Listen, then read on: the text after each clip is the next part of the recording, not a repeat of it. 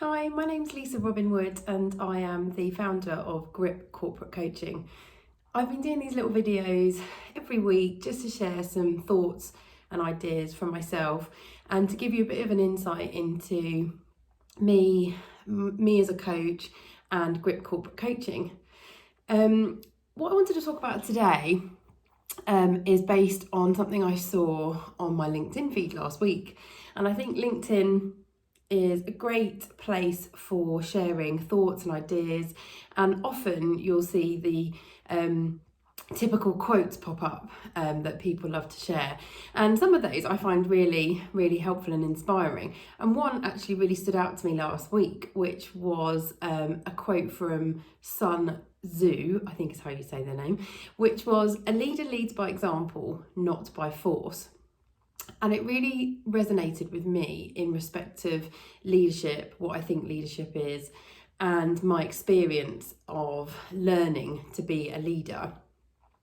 Quite early on in my management career, going back, what are we on now? Probably about 10 years now, maybe a bit longer, I received some feedback from a manager at the time who very much was a supporter of mine, and therefore the feedback was to help me, but it was still painful. And that feedback was that I needed to stop and pause and think about how to bring people along the journey with me rather than dragging them along. And at the time, as much as I understood what they meant, what I didn't necessarily understand was how I could fix it. And as my career progressed and I continued to grow as a manager and as a leader, that ability to influence people and to, in many ways, attract people to follow me was always an area that I was trying to cultivate and to improve upon. And a couple of videos back, I talked about how I came across coaching and how it was at a time in my career when I was really unhappy, but I couldn't understand what was wrong and I didn't know how, more importantly, to fix it. And actually, it was at that time that I'd started to really begin to struggle with the notion of leadership and what it meant to me and how I could really be the leader that I wanted to be. And a big part of that was based on not feeling that being myself was okay. That being who I was in the workplace at that time, in the role I was in the team I was a part of, I didn't fit. And that was what coaching really helped me to highlight, to identify. And therefore, once I understood that, I could fix it. And I had a manager, well, actually, she was a senior director at the time in that organisation, who I remember stopping me in the corridor, taking me to one side and just having a chat. And she said to me, I needed to think about the mask I wanted to wear.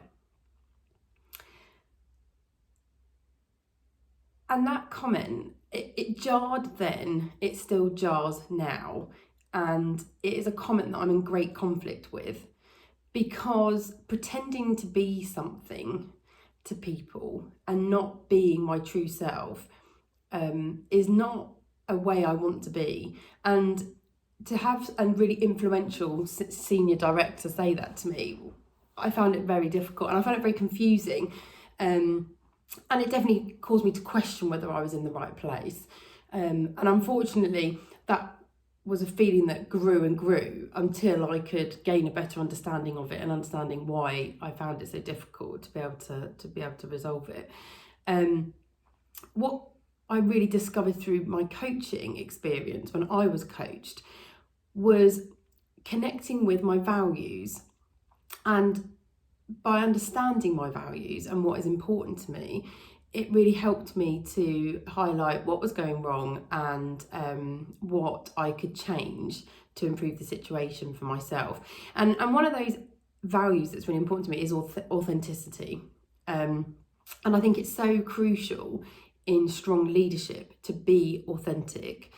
I think when you really understand yourself and you understand how to confidently, comfortably portray yourself, that is what attracts people to you, when they can see you being honest, when they can see you actually being vulnerable.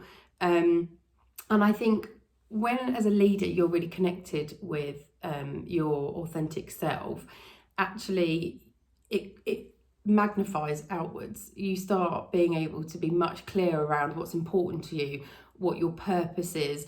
That in turn helps you to connect with your motivations. That gives you the energy that you need to really strongly conduct your day, conduct your job, and to draw people towards you. And that is attractive to people, I think. And I think you get so much more enjoyment and more fulfillment out of what you do when you are clear about what's important to you, because you'll attract more of it to yourself.